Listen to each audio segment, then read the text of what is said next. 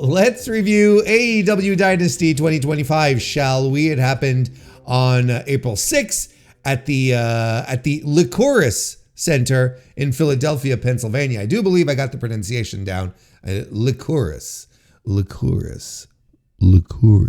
I think that's how it goes. Notwithstanding my pronunciation skills, according to WrestleTix, 7,899 tickets were distributed for Dynasty. Now, I'm recording this on Monday, on the day after Dynasty, so it's the 7th today. And this is not the final update. I have not seen a final update from WrestleTix yet in regards to AEW Dynasty, but this was the final update before the show yesterday. 7,899. Of course, it has outdrawn last year's Dynasty. It's outdrawn the last time the two previous occasions that AEW came to the Licorice Center. And overall, this is a show that had a tremendous walk-up. There's no other way to put it. They had to open up seats yesterday because they had great walk-up business. And I am very, very fascinated to see just how many people are in here final. They're clearly going to pass the 8,000 mark, which is, I mean, it's going to be a tremendous gate. This is a good number for AEW. But then again, the pay-per-views are never an issue when it comes to drawing people in, when it comes to paying tickets to go see the show. It's the weekly television that's more of an issue. But the pay-per-views, again, as we like to say here on the Mr. Warren Hayes show, the ticket buyer consumer confidence when it comes to AEW pay-per-views is still very high, whereas the television is a little more, well, not quite as high, let's put it that way. It's low. It's still very low. But these are, again, it's a good sign because this was a card, essentially, as I mentioned on the preview. This was a card that was the opposite of Revolution, where instead of having a really strong mid card and a so-so main event, you had the opposite here. You had a hot main event with a so-so mid card. We'll talk about this probably a little more over the next few days when we get the full numbers and whatnot, and I can, take a look at how things were going. But I would be remiss if I didn't feel like a lot of the ticket moving that happened over the past, 10 days or so was due to Swerve Strickland being slotted in the main event. Should I discard Jon Moxley? No, I don't think so. But I feel like, and this is a feeling, and we'll see if the data can support this. But my gut tells me that interest in this show, in purchasing tickets for the show, really started to rise once it was clear that Swerve was going to be part of the main event. So that is good news. That's a pretty good attendance for a show that overall just is it's a mixed bag. It truly is a mixed bag of a show. When you stack up your pay-per-view with 10 matches, you're going to have some good stuff in there, which is inevitable.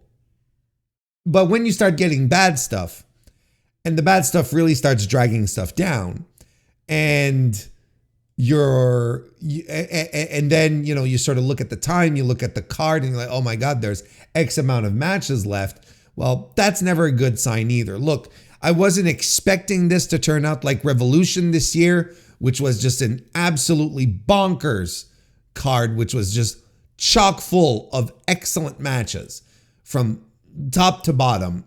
I think those happen, I should say, once in a while. And I think that all of the matches that on paper felt a little iffy ended up being iffy with maybe a couple of exceptions. And definitely not necessarily the results that people were expecting or wanted or desired. And you know exactly what I'm talking about. And we're going to, we're not going to bury the lead here. We're going to start straight off with the main event, because this is the point that everyone is talking about. This is the match that is on everyone's lips for multiple reasons. Jon Moxley successfully retaining the AEW World Championship against Swerve Strickland. Okay. Let me start by talking about the match before we get into the particulars or into the meta, if you want. I thought the match was okay. I thought it was pretty good. I thought, the stuff that dragged me out of the match, if you're a regular listener here, you know exactly what it was. But the stuff that dragged me out of the match really did contribute to, chopping it down in my book. I ended up watching a match that just fell apart for me, ending in stuff that I really, really dislike about professional wrestling in 2025. There were other things in the match that irked me as well. Look, okay, the beginning of the match, the start of the match. You're telling me that Swerve Strickland, self-proclaimed most dangerous man in AEW, right, who has been in a feud with Jon Moxley, right, who has been in the build to this match, has been kneecapped with a crowbar, has been thrown into glass a couple of times, right? Had to sit by while Moxley, injured the neck of one of his friends. You're going to tell me that Swerve Strickland comes in and it's like, okay, let's have ourselves a pure rules match. Let's hit the mat. Let's see if I can best you. I mean, I don't understand. There's another match here on this card that started exactly how this match should have started, but didn't even have the stakes or the recent events to warrant it. Talk about that one in a little bit. But I was floored when they start grappling, and then and even Swerve is on the mat and he's like, "Come on, brother, come get me," right? We're getting blood sport, we're getting catch as catch can, and everything was in place for this to be, a violent retribution type of match. It's just wild to me. This, but they got over that hump, and when they did, things started to feel a little more in the range of what we were expecting, right? Swerve gets thrown over the commentary table and he blades when he does. Mox beats him up. Afterwards, Swerve lands a couple of house calls. Shafir and Nana, Marina Shafir and Prince Nana, they get involved, ending with Marina blasting Prince Nana with the briefcase across the head, which leads to Swerve suckering Mox into hitting Shafir with a cutter. And then we get a ladder out. Mox pulls out a ladder. Swerve does a swerve stomp off the ladder through commentary table, which honestly was super cool. Just a crazy ass bump. And then the ref bump occurs. And we get visual pins during this ref bump, right? We get Swerve pinning Jon Moxley, but the referee is still out, Hangman Page comes out and he seems unsure who to hit with his buckshot lariat. He's looking at Mox, he's looking at Swerve. Which one is it? Two guys he doesn't like. Oh no. That drains out the Death Riders who come in to beat him up. He chases them off, but that numbers game. Well, then the Ops run in, right? And they brawl with the Death Riders to the back. Now, I wasn't necessarily surprised about this because the the ops said that they were going to be at Dynasty looking on to see what was going to happen here. You know, Mox gets hit with the Deadeye by Hangman, and then the lights go out. This might be, it's a little bit out of order, I think. I think like Hangman hits the Deadeye before the ops come out, if I remember correctly. Because the ops take everyone away. Hangman is sort of knocked loopy, and then the lights go out, and they come back on, and the Young Bucks are in the ring, and they hit Swerve with the EVP trigger, and this allows Moxley to get the win. So I thought we were in the midst of a pretty interesting brawl until the ref bump. And frankly, folks, chums, pals, well-wishers, I can't stand this. And what I can't stand is this over-reliance on all of this storytelling and this formulaic way of doing it. I think it's the second, maybe the third time now that since Mox has been champion that we've had this type of finish. A finish which is, quite frankly, taken right out of the Bloodline playbook. The ref bump and the run-ins and the screwball finish and the drama and, Jey Uso coming in or Jimmy Uso coming in. Does he kick Roman or does he kick Jey? All this fucking shit. This is exactly what this was. I'm sorry, I apologize to anyone who is in denial. But, it's time you get served a hefty ounce of truth here. This sucked because we've seen this sung and dance elsewhere, and it sucked there too. I cannot, in good conscience, okay? I cannot sit here and tell you what a good main event. Well, when I was seeing the exact same patterns over in the other promotion for their main events, and I would sit here and tell you this shit stinks. I've got to be consistent here because this is it's kind of overbooked and kind of have people running out of nowhere. You got a little drama going on. The only thing that was missing was an in-ring monologue. That's all that was missing. Everything else, sorry to say, is straight out of the Bloodline playbook. And people are, I saw comments and oh man, the crowd was so dead, after the three-way match. They didn't have the energy. Did they? Or were they just waiting for the ref bump to happen and all the interferences to happen? Because everyone was at minimum expecting Hangman Page to run out. And you can hear it. You could hear it the minute that the ref bump happens. Everyone was like, oh, here we go. And they all started looking up the ramp. And no, it's not because it happens in AEW, which is a promotion that I enjoy much more, that I'm going to give this a pass. Like, they are literally doing what the other guys are doing. If you go up to Tony Khan, do you ask him in what inning they're in? And is he going to say bottom of the third or whatever the fuck? I can't get behind this. I really can't.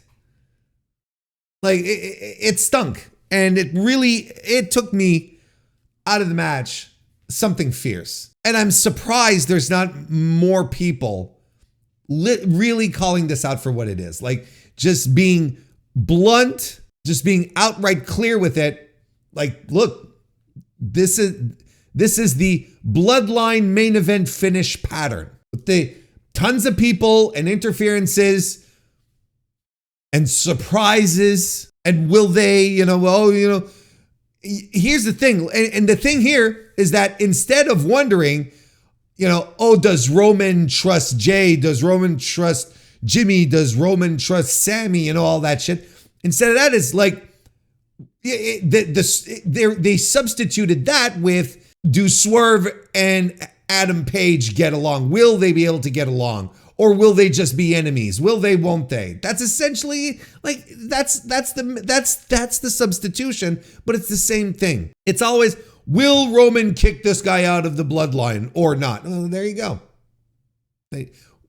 Will these two coexist or not?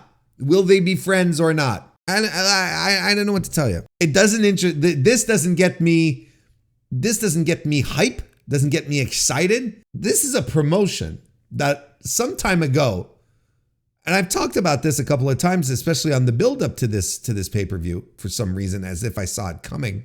There was a time this promotion was nothing about screwball finish. You'd get clean finish after clean finish after clean finish. You'd never think about, oh, well, someone will run in and so on and so forth. You'd have people coming up with all these wackadoo scenarios for pay-per-views and, oh, well, this guy might beat this guy, when so-and-so comes in and does this interference. And it would never happen. You never have outside interference. You never have this kind of nonsense. But AEW, doesn't want to really be different, I don't think. I think they've curbed. I don't want to give you the impression that I'm like, completely over AEW or whatnot, or like they have curbed over the past, I'd say, 4 months, 5 months. They have curbed, I've said this like 4 times. Let me say it one more time. They have curbed their worst instincts when it comes to, sports entertainment stuff, which was really rampant and affected the booking and was really, really terrible. They have gotten tremendously better. But the main event somehow, right now, still has something to do with the bloodline. It still feels very bloodline-esque, I should say. That it's still overcome with all this stuff happening that is very, very, very far away from the original version that we had for AEW. Now it's just like commonplace, and no one even bats an eye. No one says, "Oh shit, why is this happening again?" It's more like, oh, now people are excited. They're expecting it. Like I said, everyone was excited to see how Hangman Page was going to interfere in this match, because he was. Like, this was an inevitability. The worst instincts have been curbed, but we haven't washed it all away. This desire to be sports entertainment and something fresh that the audience, and fresh is the wrong word, but something that the audience will recognize, it seems to be trumping everything right now. So look, I don't know. I don't know. Like, am I intrigued about, here's the thing, am I intrigued as to what they're going to do with Hangman Page and Swerve Strickland? Yes. Oh God, yes, absolutely.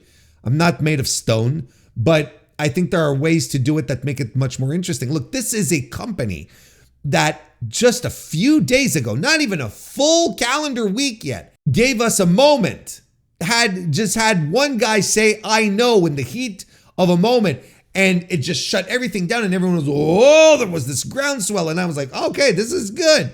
Like, everything was good.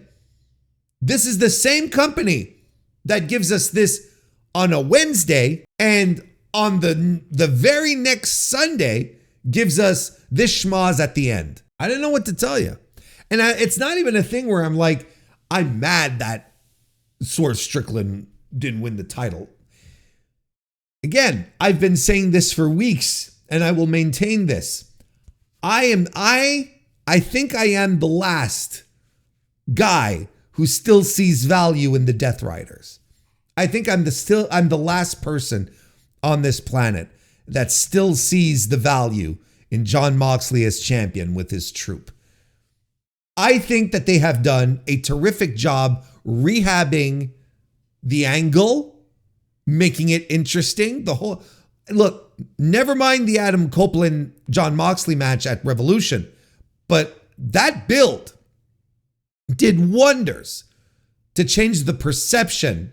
Not necessarily the perception. That's not true because a lot of people still hate it. Let me rephrase. It did wonders to change the dynamic of this angle and make it more down to earth, make it more palatable, make it feel like, that we weren't wrestling for some high concepts of fighting for the soul of AEW. We were back down to, hate and titles. Like, it felt more grounded.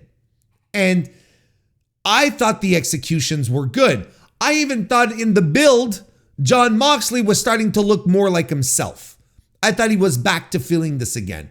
I talked about it on one of the reviews that maybe wrestling Swerve.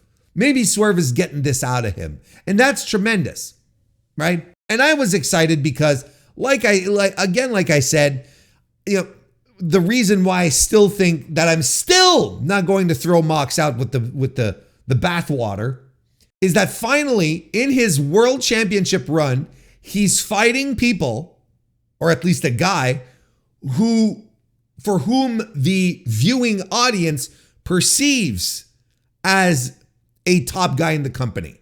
I can't hammer this point home enough. Orange Cassidy, not perceived as a top guy. The four-way at World's End, who gives a shit? And Hangman maybe, but the two other guys, no. Adam Copeland, rejected by the audience. Swerve is absolutely seen as a top guy in the company.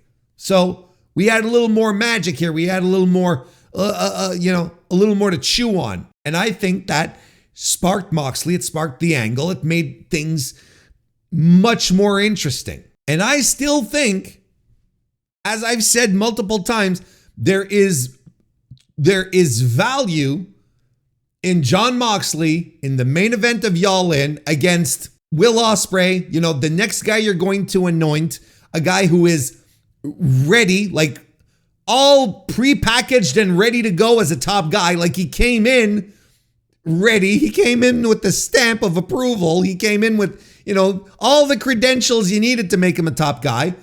But you have him win the big one in the stadium show, pulling the title out of the briefcase. He's the hero. He's the hero we need. Why not Swerve?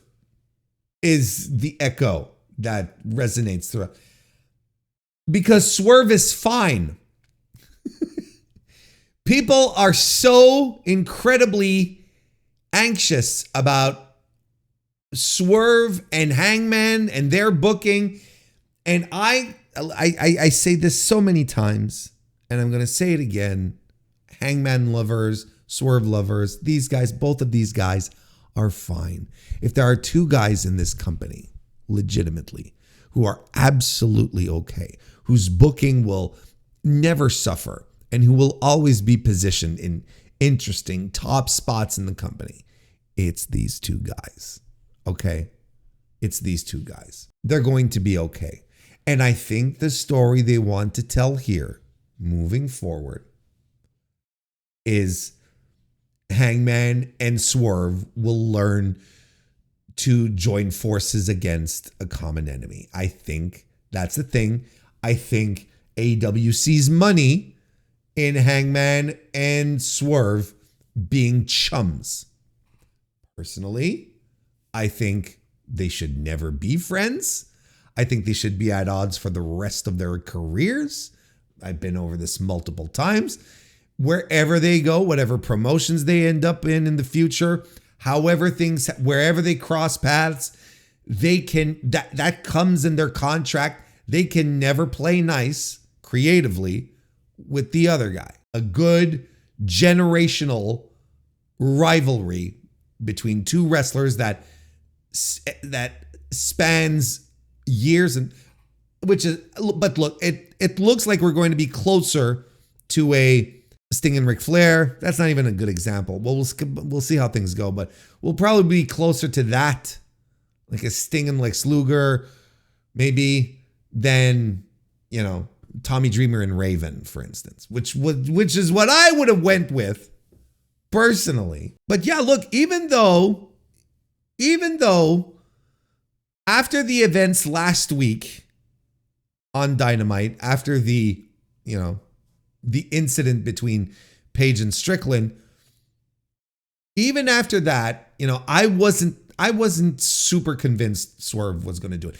It bumped Swerve higher on my list. I think I said, I think the odds, I think the percentage of Swerve winning the title is 60-40. Like, I didn't give him a runaway percentage, but I did feel it had a potential to be stronger. But I still thought that Jon Moxley had a substantial chance of retaining, and he did. Did I like the way he retained? No, that stunk. But it ends up, we end up with in this spot here. We end up in this spot where Mox is moving forward, and he is extremely likely. I think the path should be very clear to everyone now. He is going to be hanging on to the title until we get to All In. And I know a lot of people are saying, well, Darby's going to come back. Darby's climbing fucking Mount Everest on April 15, right? And I don't know if people think that this is like a day trek. It takes a while. It takes a while to go up Mount Everest. Let me give it a look. Let me take a look here. An expedition takes about 2 months. That includes the preparation, right? However, thanks to advanced technology and pre-acclimatation techniques, it is possible to ascend Everest in just 3 weeks. So, look, the point here is that Darby's not going to be around for much of the Double or Nothing build. And in the meantime, we are going to have a winner of the Owen Hart tournament, and that winner is getting the shot at All In. So we got to let go of the Darby stuff. We really do have to. I think unless we're getting worked, which is not entirely impossible, it is pro wrestling. Unless we're getting worked, I think we have to let go of that. We just have to let that slide us by, as if you're sliding down, on someone's corpse down Mount Everest. In fact, let that guy slip by. Let him just slide by you. It's like, okay, I'm not asking. I don't want to get involved. I think that's probably, you don't want to know why this is happening.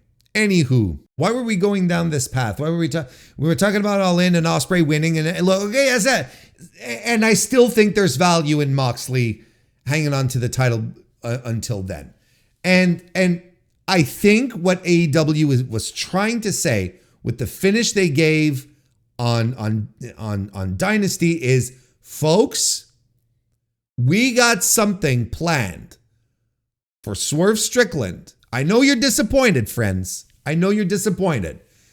But we have something planned for Swerve Strickland that we feel you're going to like a lot more than him just winning a title. I think you're going to like this a little more.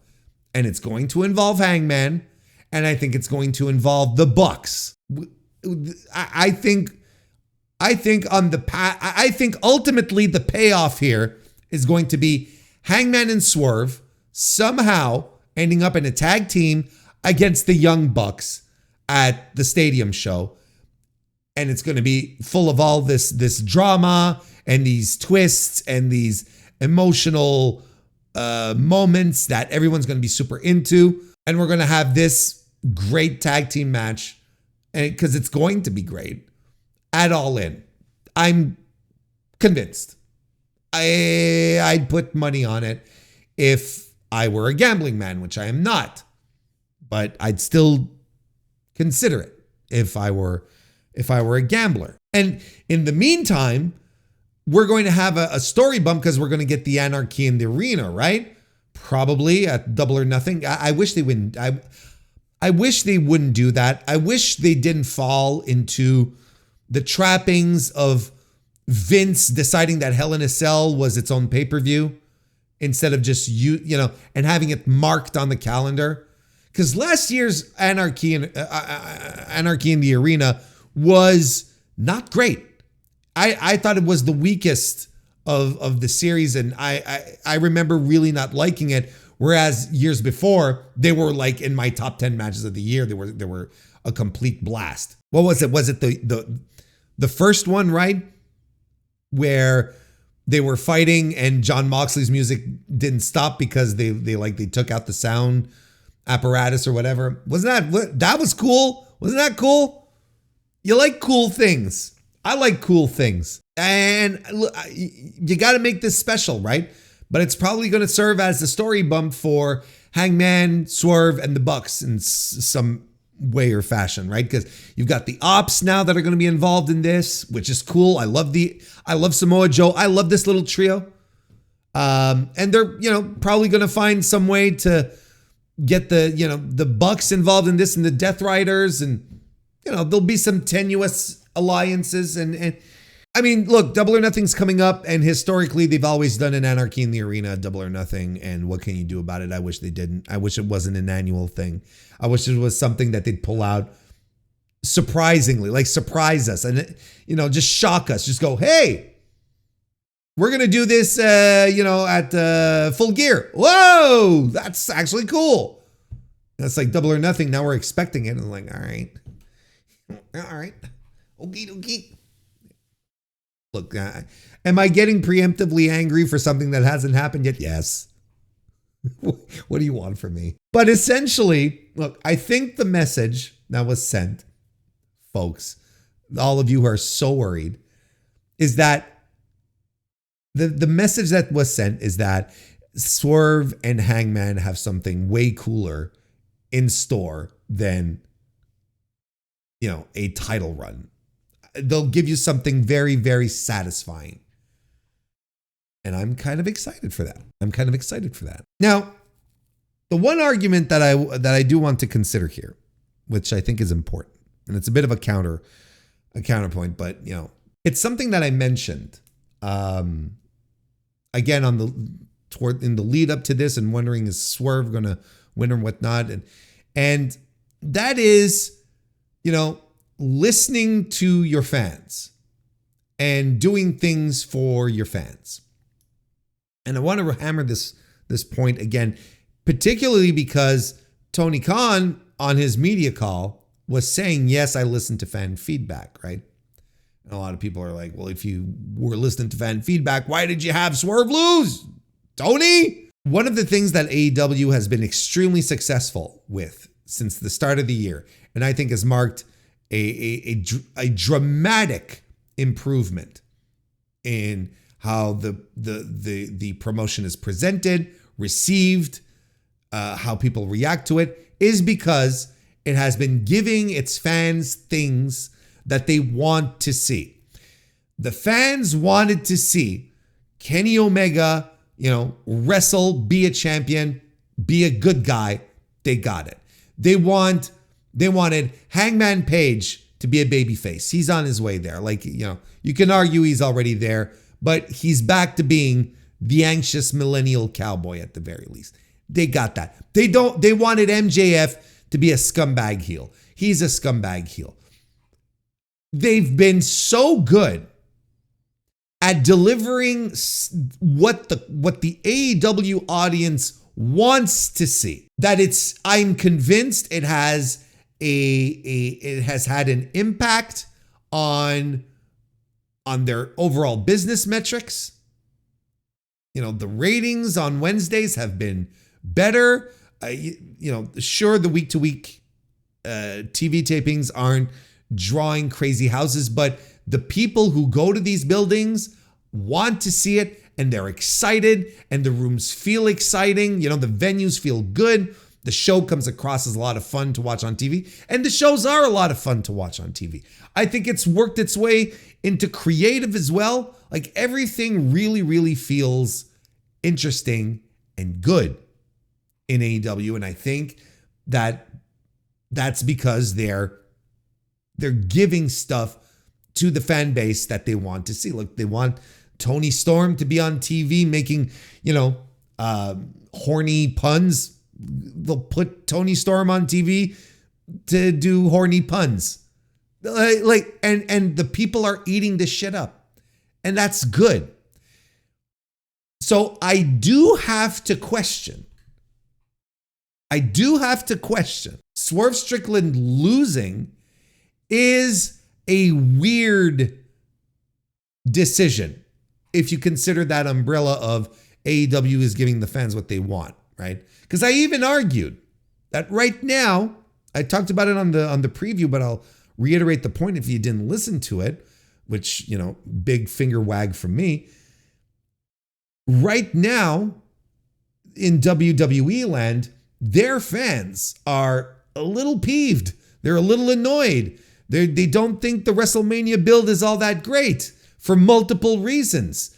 I don't want to get into all of the nitty gritty, but there's a lot of stuff right now happening in WWE where even their most loyal fans are questioning the creative, the booking behind it. And to me, I see this as an opportunity for AEW to show how solid they are creatively and just go, yeah, this is what we're doing moving forward. Look at us.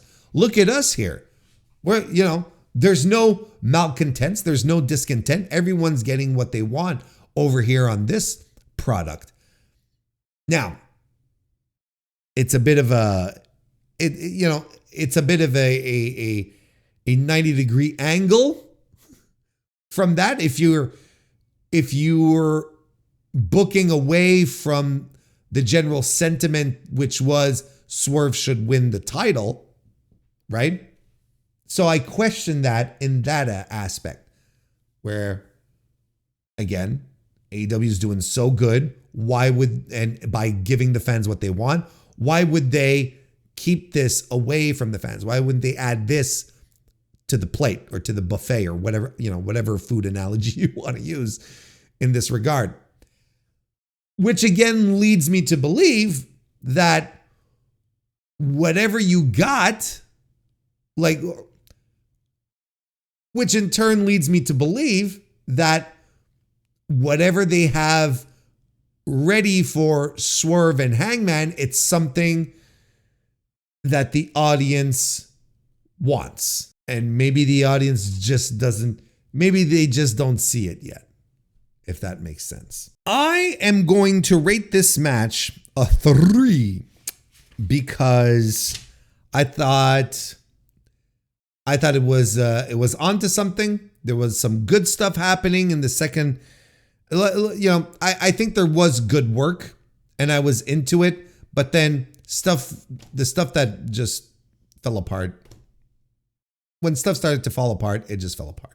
And I'm not into that and I hate it. I might even, you know what? I'm going to give it a 2 3/4 star, come to think of it, because I really hate that. I really hate the bloodline stuff, and this was exactly that, and it stinks. So that's how it goes with the main event. How do we do this? Do we keep just rolling down from the top of the card all the way to the bottom? Should we do that? Okay. It's not as if I can actually get your feedback here. Kenny Omega retained the International Championship by defeating Ricochet and Speedball Mike Bailey. Just a lengthy, chaotic, athletic match with lots of great spots, great near falls, really good match. Just went too long. It missed the peak. That's all there is to it. This match went 30 minutes, almost 31 minutes. And I beg the question, why? Why would you decide to let this match go 30 minutes on a 10-match pay-per-view to begin with, which had to go overtime? I don't know why this had to be so long. Because quite frankly, this was really, really good. I thought Speedball in this match was tremendous. I thought he looked really good, which was the mission, right? That was what we needed to accomplish here, was to get Speedball over.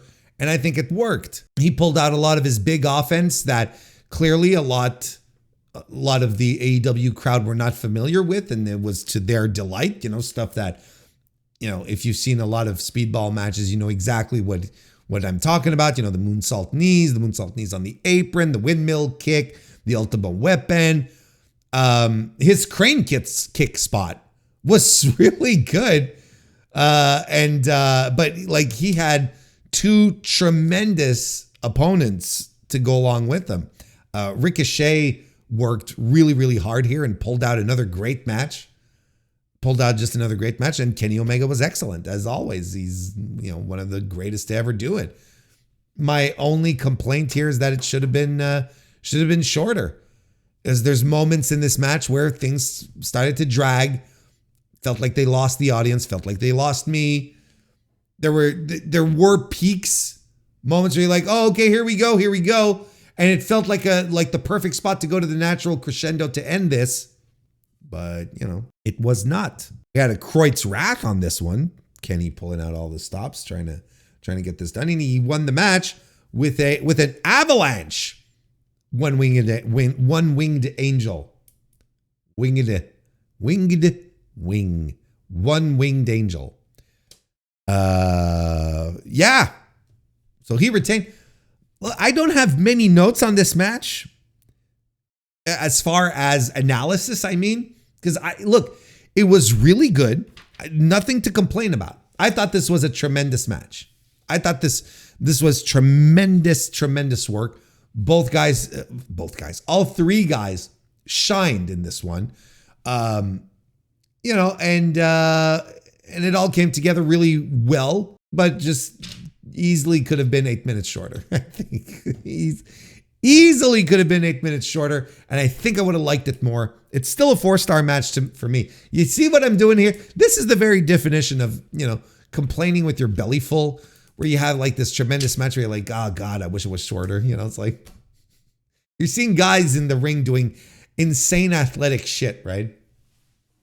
And Speedball, I can't put over Speedball enough. I thought he was tremendous in this.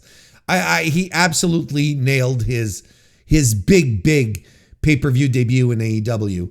Of course, he had the perfect opponents to do it against, right? I think he's made some fans. I think there was a lot of people who weren't familiar with his work in AEW, and now that they are familiar with his work, I'm pretty sure he's got them locked up.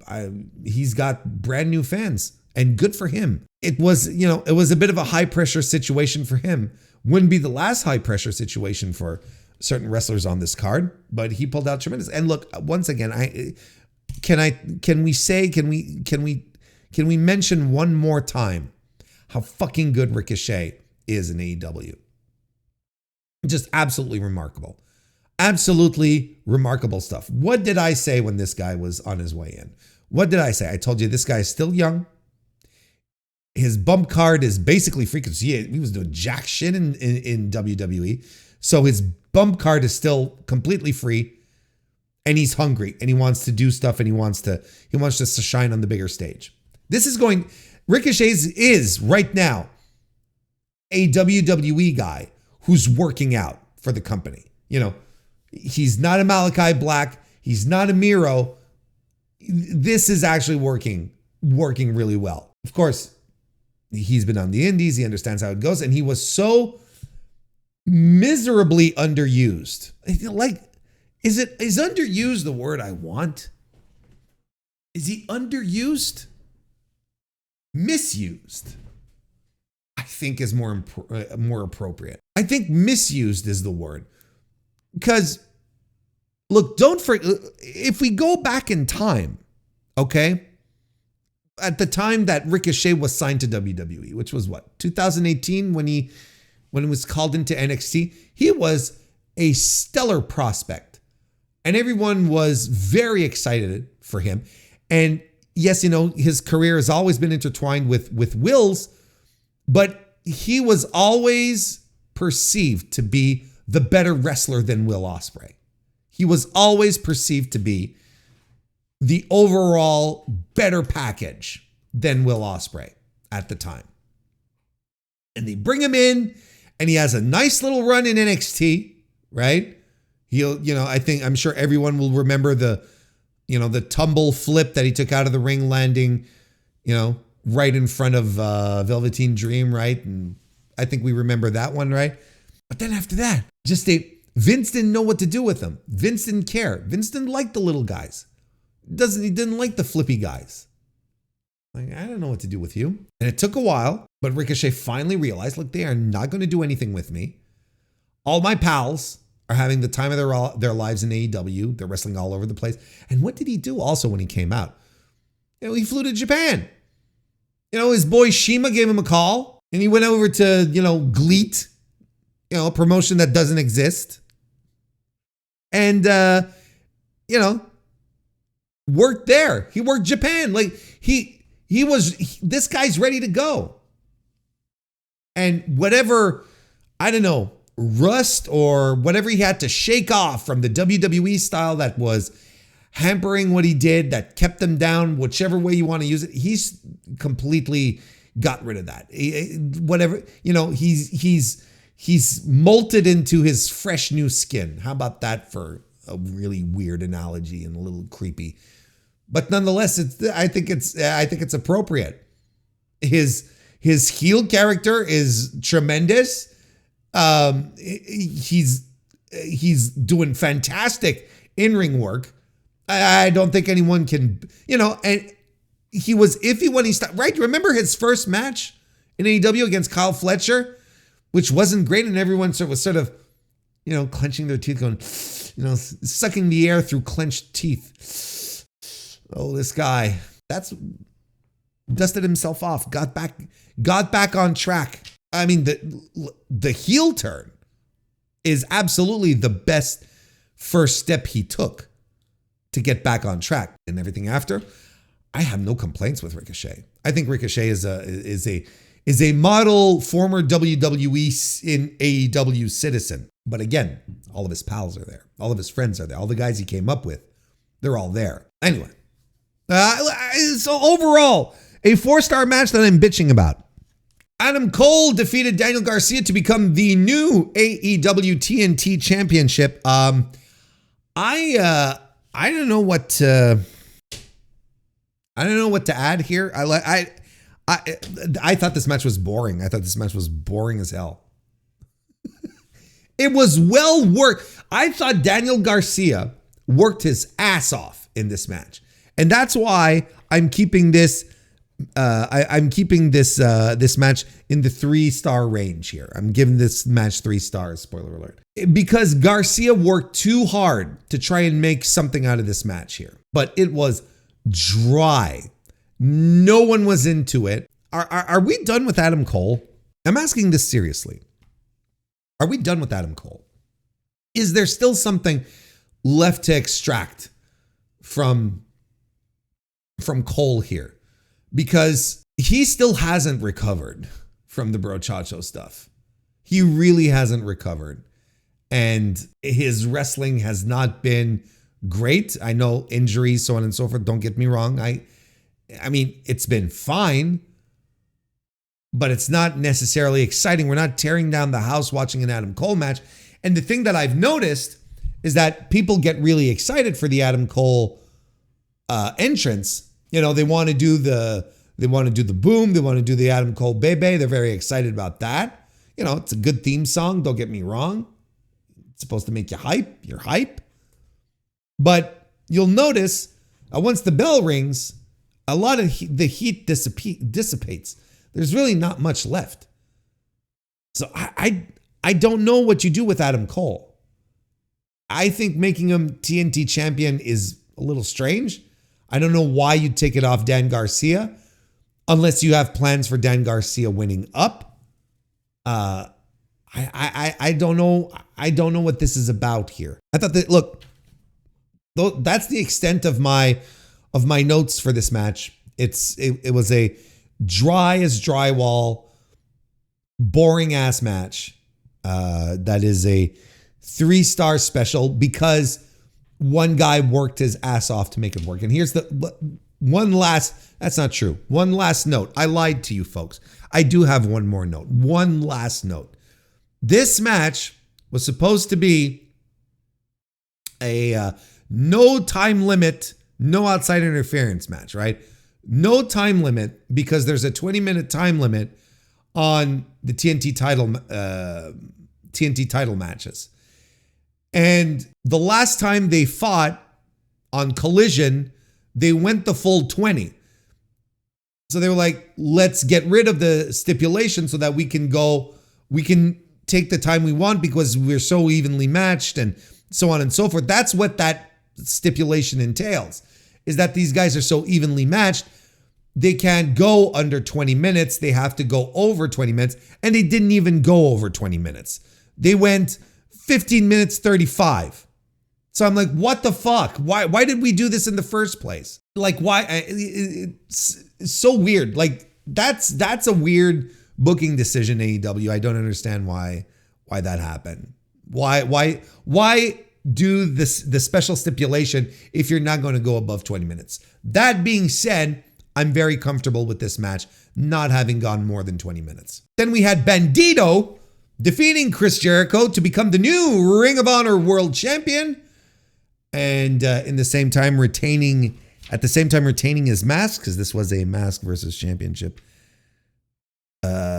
match. And look, I thought Jericho had a little spark. He had a little spunk. He had a little spring in his step. I didn't think it was. I thought he was good in this match here. I know it's not a popular thing to say about Chris Jericho, but I thought he was pretty good. And he was so good he lost a tooth. He was kind of mad that he lost a tooth. I would say maybe Bandito is going to have to pay for the dental on that one. Apparently there's a little heat backstage, but yeah, look, I don't want to necessarily go 3 hours on this review either. We still got 7 matches left or whatever the fuck. I don't know. We still got a lot of matches left. 1, 2, 3, whatever. So, I don't want to spend an eternity on breaking down the match here, but there's a lot of stuff I enjoyed here. But what we want to talk about is the finish, right? Where Chris Jericho, well, first of all, one spot that I will mention before getting to the finish is Bandito doing the 60-second stalling suplex. That's one of his signature spots, and I'm glad he got it done and that he got the crowd counting. And the more he'll do it, the more people will get into it, because I just think there's a lot of people who are not familiar with Bandito's work. Just like with Speedball, just like with Kevin Knight. I think there was a time that the AEW audience was a little more I think there was a time that the AEW audience was had more awareness of what was going on out, in the wide world of professional wrestling. So I think maybe a few years ago, a Bandito coming in would have probably been received with much more excitement, more Mike Bailey. Whereas now, I don't think it's the same audience. I don't think they necessarily are aware of Bandito and Speedball, which is why these guys needed these matches to showcase who they are and how they perform, so that the AEW audience can endear themselves to them, which is fine, don't get me wrong. But so a guy like Bandito has to have these opportunities to do more of his signature moves, especially, really fun, crowd participation ones like the 60 minute, Jesus Christ, right? 60-second stalling suplex. That was good. But anyway, the finish. Jericho has a bat, and while the ref is distracted because Gravity is fighting with Brian Keith on the floor, Jericho swings the bat at Bandito and gets the win. And when that happens, when I see the 1, 2, 3 being counted, I legitimately released from the deepest recesses of my chest the loudest "what" I have ever put out there. I could not believe that Bandito had been pinned and that we were going to get a luchador unmasking in AEW off of a fucking bat shot. I was so pissed and it didn't make sense to me. I was like, this Bandito guy, he's got to be the most handsome motherfucker anyone must have ever seen to want to get rid of such a cool fucking mask. Because Bandito's mask is awesome. It's so cool. It's iconic for him. Like, he really looks terrific. So I'm like, this guy has to be like the most beautiful man on earth. To be like, yeah, we'll just take it off and then do the little. And then I was thinking, you know, maybe they'll bring Hugo into the ring to do like the ceremony, the unmasking ceremony, and reveal that his name is, I don't know, Salvador Chavez or whatever from Tijuana, age 26 or whatever, you know, to do the whole thing. And I was like, but Bandito's family was ringside and they get involved. They jumped the rail. What the fuck? They jumped the rail to talk to the ref, to Ref Aubrey, who was not really involved in the match. But anyway, it doesn't matter. Look, bear with me here. And they get Ref Aubrey to find the bat. And because they find the bat, they restart the match. Now, listen, it's stupid. It's a dumb fucking finish. It's a dusty finish. And you have all the rights in the world to hate it. And I don't like it either. It's dumb. It's super dumb. There are no replays in pro wrestling. If there ever were, you know, see, at least that'd be different, right? But there's no replays here. We can't go back and watch the tape. So, you know, the referee's decision is not final, and and this will never happen. And again, until another like fucking 3 years when they decide to do this kind of fucking finish again. Jesus Christ. Like, it was super annoying. It was super annoying. But I'll tell you what I appreciated here, because Bandito gets the win when they restart the match with the 21 plex. But what I did appreciate here, nonetheless, they got me. Like, they got me. They fucking got me. You know, in an environment where oftentimes I'm like, no, I can see this coming. Oh, I understand this. They're going to go this way. You know, now I'm like, I completely blindsided. None of this made sense to me. I was so shocked. But then when I saw the referee stuff and I was like, oh, okay. Then I calmed down. So if anything, kudos to them for lighting a flame under me. Jesus Christ. I was so mad. I was really mad. I think I was in the midst of writing up a post on Blue Sky when the ref stuff started to happen. I'm like, oh, wait. And I ended up Xing out of the post. Anyway, good for Bandito. Now, the big issue we have here is that Bandito is not going to be on Dynamite. He's not going to be on AEW TV proper for a long time now. He's going to go back to Honor Club. He's going to go back behind the paywall. And, you know, the larger Dynamite AEW audience is not going to get any more familiar with the Ring of Honor World Champion. That ultimately, that's the really suck thing about all of this. That I think they were on their way. They did a lot of work to get him over. That's where we're at. You know, just like 2 3/4 stars. Kyle Fletcher defeated Mark Briscoe to advance in the men's Owen Hart Cup tournament quarterfinal.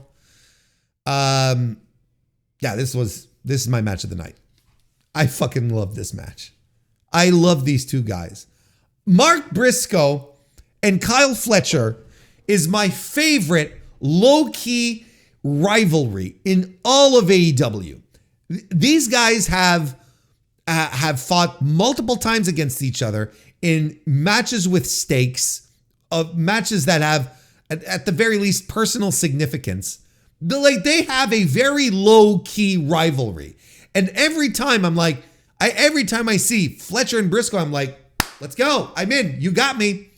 What do I have to do? What do I have to do to get more of this? These guys rule, and they rule together, and they understand that. Like, I feel like they are the only two people in the company that understand that they don't, like in kayfabe, they don't like each other, and they always have something to prove with each other. Now it's like what? Their series is tied at 2. I think like Mark Briscoe had 2 wins over Fletcher, who had 1 loss, and now they're tied at 2, I believe. Let me check. Yeah, exactly. They in singles matches, okay, and this includes Ring of Honor, right? In the AEW verse, the Tony verse, let's call it.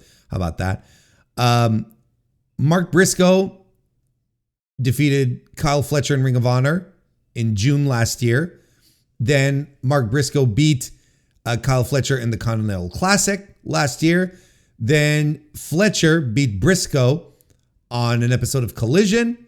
And then Fletcher beat Briscoe at Dynasty. So they're tied up at 2 apiece. This is the kind of storytelling that I like. This is the kind of stuff that I'm into, where you think about how you think about the history, the past, and where they're at in their own personal ratings. And why would you not get excited about this when their matches are always kick ass? They're so good. An incredible match we got here that starts before the bell. Again, these guys have a low-key rivalry with each other. It's never like the big centerpiece, but if you're if you're paying attention and following the career, you're like, wait, these guys are fighting again? You know, these guys are fighting again. They're 2-1. Briscoe leads 2-1. They don't like each other. You know, so this one starts off right before the bell. I think it's I think Briscoe dives, right? Something like that, or goes after. No, Kyle dives onto Briscoe. Compare that to the main event that had been building with some legitimate bad blood, and those dudes decided to, you know, slap on some key locks. Like, Jesus Christ, man. And look, Mark Briscoe, as usual, just pours everything out of him to entertain us unworthy fans. Kyle Fletcher, the kid can do it all. He is so incredible. It is flabbergasting how good he has, how much his game has been elevated in just a year's time, from the same spot last year to here. And he's only going to continue to improve. You know how sometimes I say, you know, how we're so lucky to be seeing like Will Ospreay, like live and in the flesh, or sometimes I say that with Kenny Omega, to see these all-time great wrestlers that in 50 years, once we're all, you know, food for worms, and wrestling fans go back and they go back to watch some classic wrestling from, you know, the 2010s, 2020s. They're going to pull up these matches and they're going to say to themselves, fuck, what a great time for pro wrestling. Can you imagine watching Will Ospreay develop right before you and become the one of the greatest to ever do it? You know, when I said, we have to start saying that about Kyle Fletcher. Kyle Fletcher is becoming the superstar right in front of our eyes. And Will Ospreay is not off like working the UK indies or, you know, on a streaming service in Japan. He's on, you know, Kyle Fletcher is on national television, national broadcast television, on a national streaming service. And it's happening right before our eyes. The guy is outstanding. And I'm just talking about the work. I'm talking about his persona, his personality, what he creates in the ring, how the connection that he has as a heel with the audience. He's so good. And it's happening right before us. And in a couple of years, I'm convinced we're going to be saying, I am convinced that in a short amount of time, just a couple of years, tops, we are going to be saying Kyle Fletcher is the greatest pro wrestler on earth. I'm ready to burn my reputation on it. Unless he gets, of course, barring any catastrophes and disastrous injuries or stuff like that, this guy is unstoppable. He is so good. And he and Briscoe have unreal chemistry with each other. Just unreal. Briscoe, he's running the guardrail to do the cactus elbow to the floor, right? Kyle Fletcher, he snapdragons Briscoe on a standing chair in the ring. And you know when I tell you he's such a good heel and he has these connections? He does this, okay, he's on the floor with Briscoe, of course, and he grabs Briscoe and he power bombs him against the edge of the apron, right? Picks him up, does it again. Referee, he's got enough. I think it's Paul Turner. It doesn't matter. Referee comes out and he's got enough, and he insists and he tells Fletcher, you can't do this anymore, get him back in the ring. Fletcher relents. He goes, okay. So he picks up Briscoe again, but instead of powerbombing him on the apron, he powerbombs him on the rail, which I was floored. And it is such a good, and he's so smarmy about it. It's like, oh, I did what the referee told me to do. He's just so fucking good. He's so good. Then back in the ring, well, look, first of all, we get a brain buster by Kyle Fletcher on the apron. Another one in the ring. Mark Briscoe kicking out, does a froggy bow and a cutthroat driver, which is something I haven't seen in a while. And then lands another froggy bow to the floor. And then he goes for it again. Fletcher lifts the feet, so Briscoe eats that right in the mush. And Fletcher gets the win with the generico brainbuster, which is apparently something he's going to be doing regularly now, which is insane. I've been gushing on Kyle Fletcher, but give me a moment here. Mark Briscoe. I don't campaign for things much when it comes to pro wrestlers. Like, you got to do this and, hashtag and, all that bullshit. But I'll be damned if 2025 rolls on and Mark Briscoe doesn't have a proper singles push in this company. And I'm not saying push him to the world championship title. That's not what I'm saying at all. But Mark Briscoe works too fucking hard in this company. He's too versatile, does it all. He's able to work with everyone, and he gives every match everything he has, every single time. And you know what? Crowd loves him because they can see the effort, the passion, the love that he puts through. I say, give Mark Briscoe the 2023 Eddie Kingston run. Not talking about sending him to Japan. That's not what I have him work at G1. That's not what I'm saying. But what I'm saying is give Mark Briscoe. I think Mark Briscoe is in the perfect position right now to be the underdog, to be the guy that, never wins never wins a big match, always seems to come up short. Now would be a great time to elevate him and bring him to a moment where he can truly feel like he's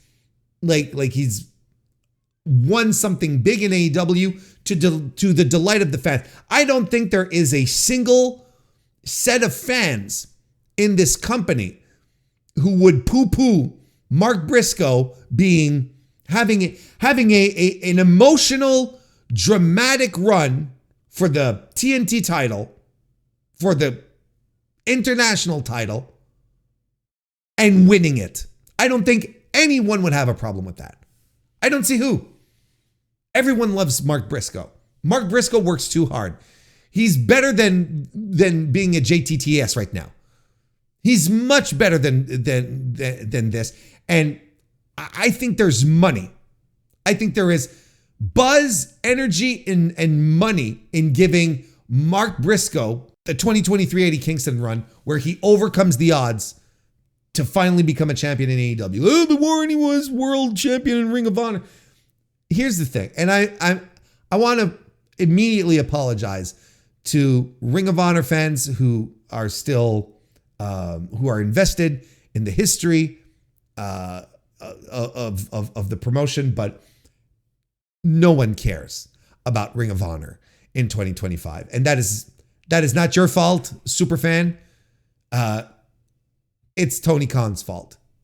You know, the pro of him buying Ring of Honor and saving the tape library and preventing it from falling into WWE's hands has the con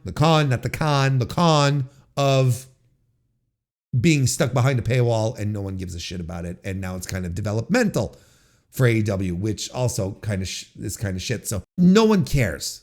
But an AEW title, like, I would much prefer a Mark Briscoe run with the TNT title than an Adam Cole one any single day of the week. This is something that has to happen. This is something I might be very militant on. I might be talking about this more and more, but it came to me as I was watching this match. I was like, he's too good. He's too good, and the fans love him too much. And it will only grow as he works his way to becoming a champion in the company. You know, put a title on Ricochet and have Ricochet belittle and bemoan him, right? And say, you got to work your way up here, you punk. You know, Ricochet and his smarmy asshole demeanor. That's what you should do. 4.25 stars for me. This for Kyle Fletcher versus Mark Briscoe. AEW Women's World Championship, timeless. Toni Storm defeated Megan Bayne. Physical match. I liked it. You know, Bayne displayed her power. She had that completely. That was the whole point of this. You know, it was very good. Worked to Bayne's strengths, I guess is what I'm trying to say. What else is there really to analyze here? You know, bigger wrestler versus smaller wrestler. You kind of had the formula here, and it worked. It worked really, really well. Toni Storm gave a lot. You know, all she had to do was take an inordinate amount of bumps and get thrown around and so on and so forth. Megan Bayne was very good. She was very good in this role. Very believable, of course, because she has the size and so on and so forth. This was, again, like, this was really good. You know, there's that tremendous avalanche German suplex that Tony did, where, from the first angle, everyone thought that Megan Bayne had landed like straight on her face, but they did the replay and you're like, oh, okay, no, that was okay. It looked gnarly at first, but it was nonetheless tremendous.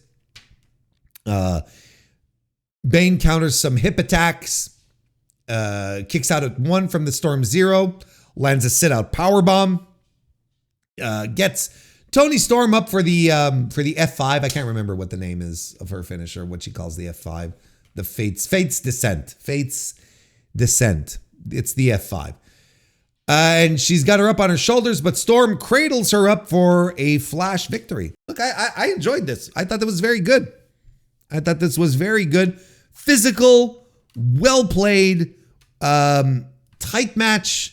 You know, I know a lot of people, have complaints when it comes to Toni Storm's match lengths, but she excels in these. Time limits that she has. I don't know what it'd look like if she, if you started giving her 20 minutes, 25 minutes or whatever. She's very, very good. This was what, it was a 15-minute match, and it didn't even feel like a 15. It felt shorter to me. Isn't that wild? 15 minutes is that's a good solid match, and that's exactly what they had. They had a very good, tremendous match. I gave it 4 stars. So we'll see what happens next. This is the kind of finish that might have you think, oh, this feud must continue, trademark. But if it ends here, for now, I'm okay with it. The AEW World Trios Championship were also defended. The Death Riders successfully retained the title against Rated FTR. I thought this was well worked. I thought this was a really solid well-worked match that I really wasn't invested in and failed really to get me invested. There was a lot of three-way offense that I thought was really good. In particular, this one sequence where the Death Riders, they do a lot of corner attacks, and it finishes with 2 fastball specials. I thought I was satisfied with that. I was like, all right, this is really good. Like a solid match, good match, but one that I had just no emotional investment in, right? Wheeler Yuta, who was completely turned on by the Philadelphia crowd. They didn't give a shit about him. He wins by landing a Bosaiku knee on Dax. Post-match, though, this is the real talking point. FTR finally decide to turn on Cope. At first, it's Dax who attacks Copeland by giving him a flash pile driver. And Cash at first sort of goes, what's going on? He's like, what are you doing? But they get together and do a shatter machine. So I guess Cash was in on it all along. He was just pretending, acting, I guess. And they do the pile driver. They do a shatter machine and a stuffed pile driver and 2 concertos. So, I don't know if you heard, Adam Cole has a broken neck. Adam Copeland has a broken neck. So they really emphasized that with this post-match attack, which was fantastic and got even more ridiculous when the paramedics arrived and they started fucking around with the gurney and the neck brace. And suddenly, all of a sudden, I'm like FTR school again. I'm like, this is the most interesting FTR have been in fucking months and months. This is good. When's the last time they've been heels? This is tremendous. And especially if they're like, smash mouth, fuck you kind of heels. I think it's great. Stop talking about, your fucking wife and daughter and all of this shit. And it's like, let's go. Let's just be nasty, just nasty, irreverent bullshit guys. Just who don't give a shit. I think I'd be very much into this. It's a good move. I think everyone was expecting the turn to happen. I think at the very least, I think there were a lot of combinations that were involved here that I don't think people really were invested in both Dax and Cash turning, but this was really good. And Cash, man, I don't know. He's been so good recently. I think he's been really, really good. And his performance during the angle when the paramedics were around, it's just like unhinged, insane shit. And I love it. I love it. Like, I think it's going to work really, really well.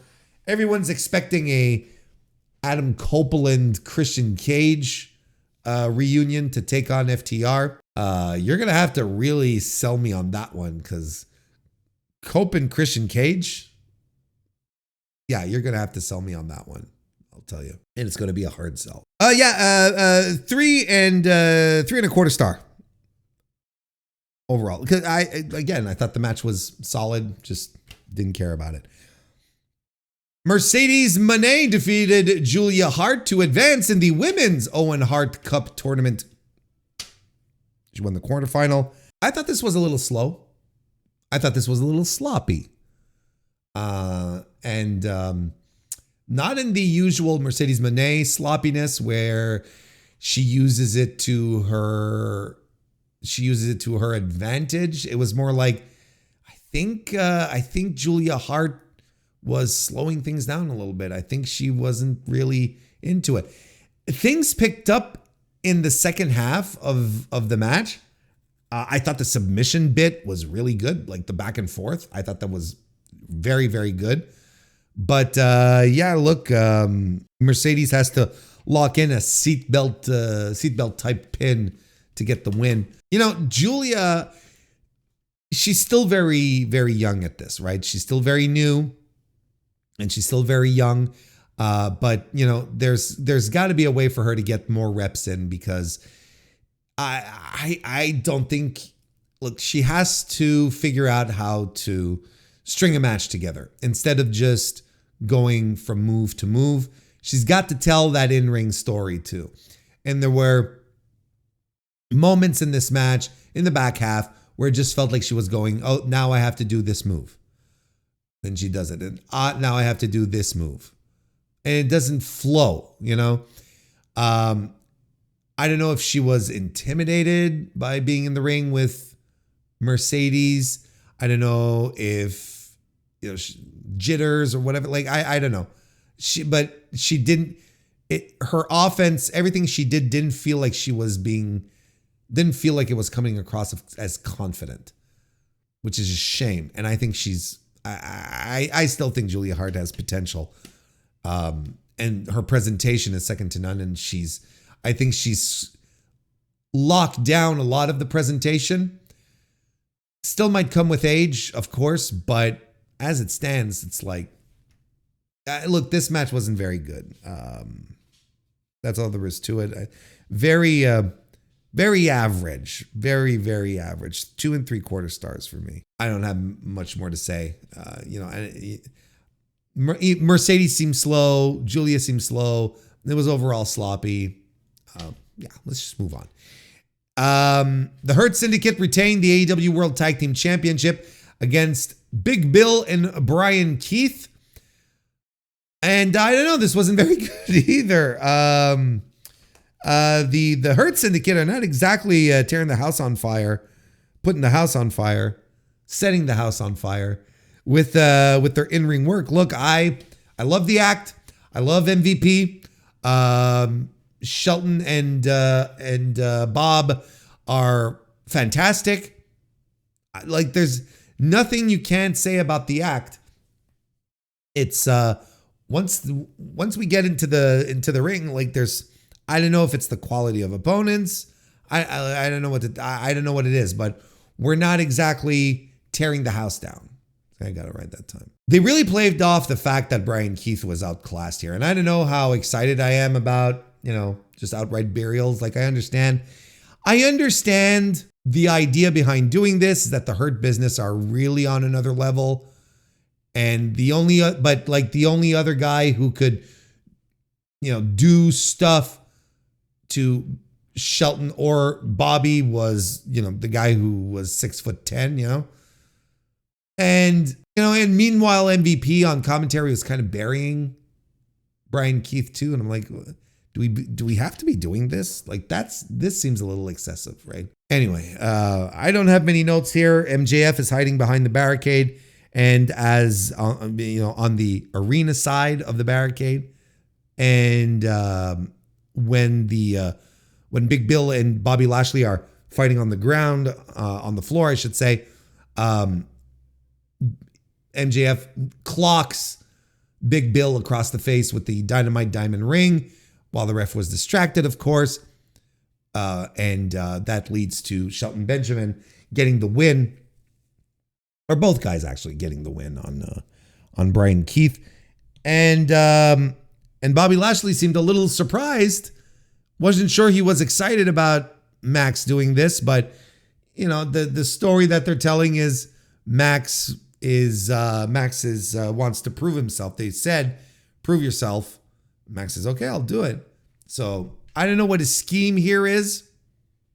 I really don't know what the scheme is, but I'm sure something on Dynamite this week will clarify things. 2.5 stars for me on that one. And then we get to the opener, which was Will Ospreay versus Kevin Knight, which was fantastic. An absolutely fantastic match.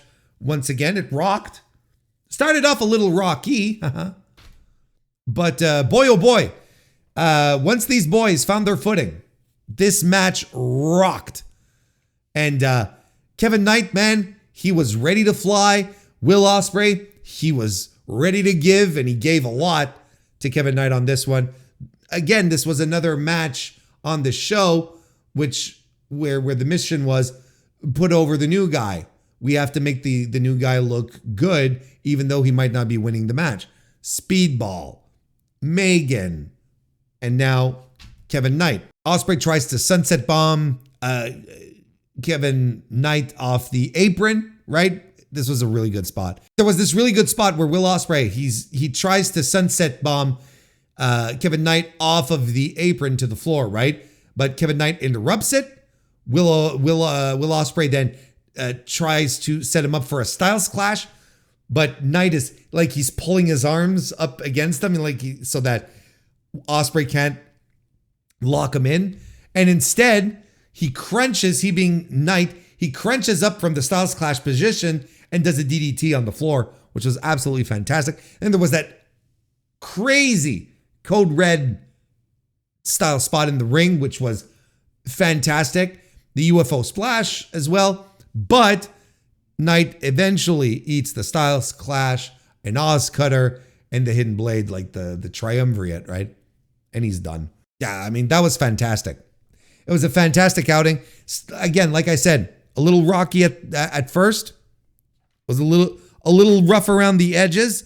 But once that started to cook, brother, that was something else. That was really good. And what I liked about it is that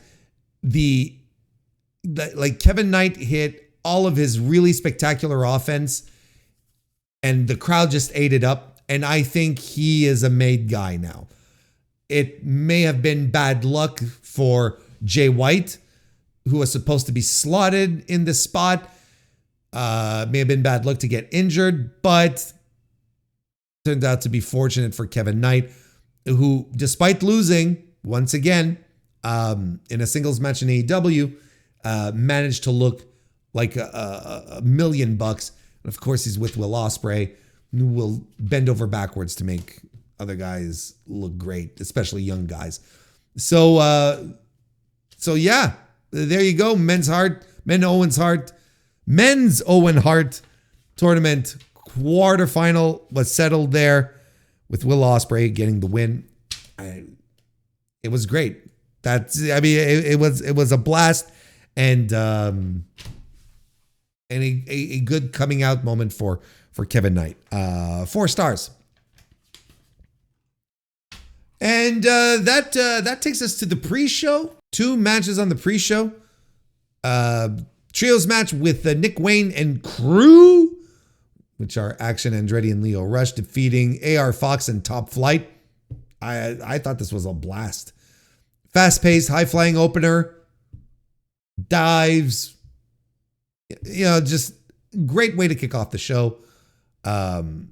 Nick Wayne scored the pin on AR Fox, if I'm not mistaken, with the Wayne's World. And no, this was a lot of fun. It was a good match that had a little build on Collision as well. And then Max Caster came out for his open challenge, and it was answered by his former tag team partner, Anthony Bowens, who came out with a completely different look, full repackaging, new gimmick, new gear, new music. Anthony Bowens, the pride of pro wrestling, the 5-tool player. And he comes to the ring and, proceeds to dispose very quickly of Max Caster, which is Max Caster's whole gimmick right now. That was, a fantastic debut. The Philly crowd was really excited to see him back.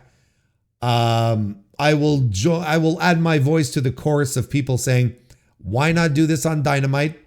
I don't know what the benefit of doing it on a pre-show was, because I think Anthony Bowens is really well liked by the AEW audience. I think a lot of people were excited to see him back, and I think it would have been more impactful to have him return on Dynamite. But that's just me. I'm glad he's back.